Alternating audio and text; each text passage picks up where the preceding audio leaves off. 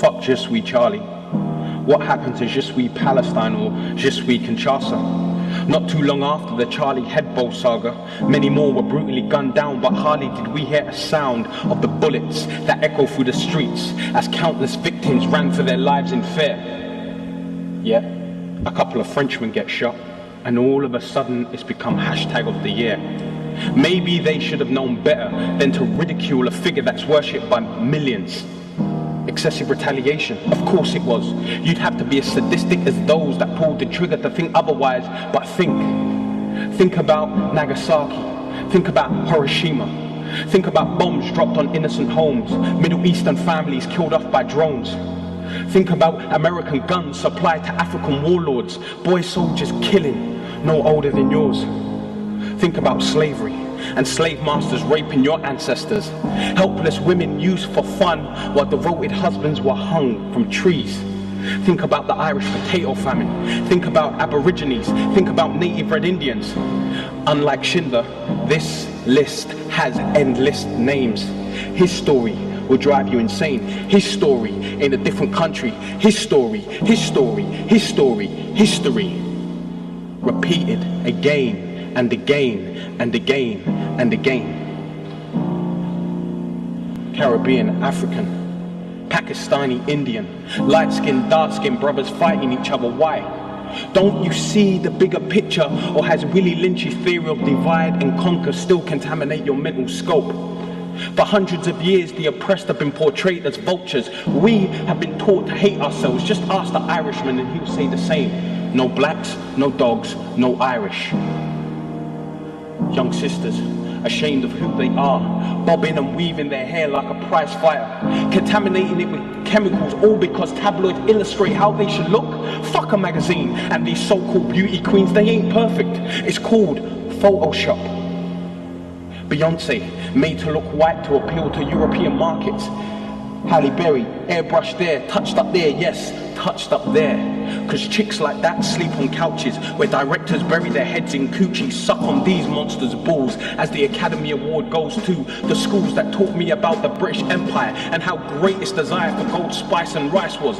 Taught me that Britain was a great empire, but little did the liars tell me about the atrocities and monstrosities that they committed while they looted, pillaged, raped ladies, killed babies and murdered men. Give back the jewels you stole from India, they do not belong on your queen's head.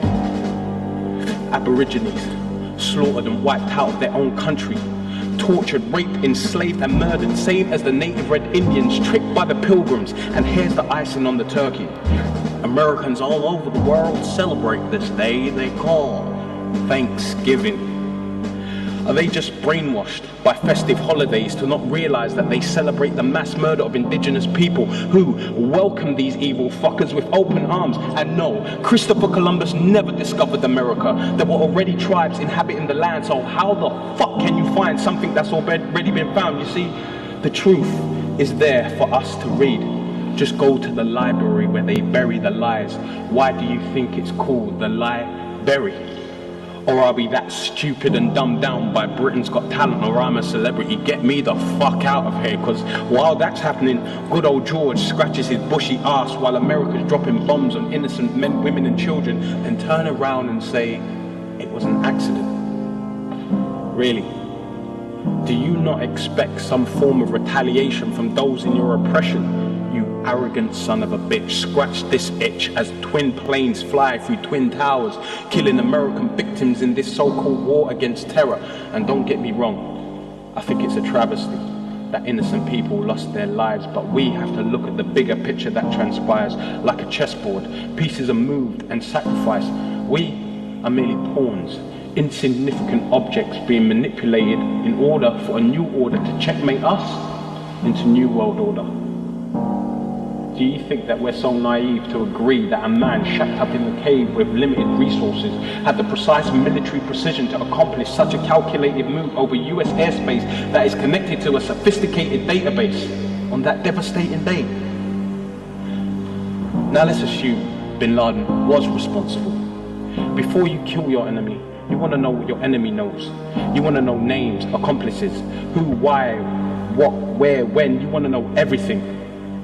However, this didn't happen. Mr. Osama bin Laden, Mr. Al-Qaeda, Mr.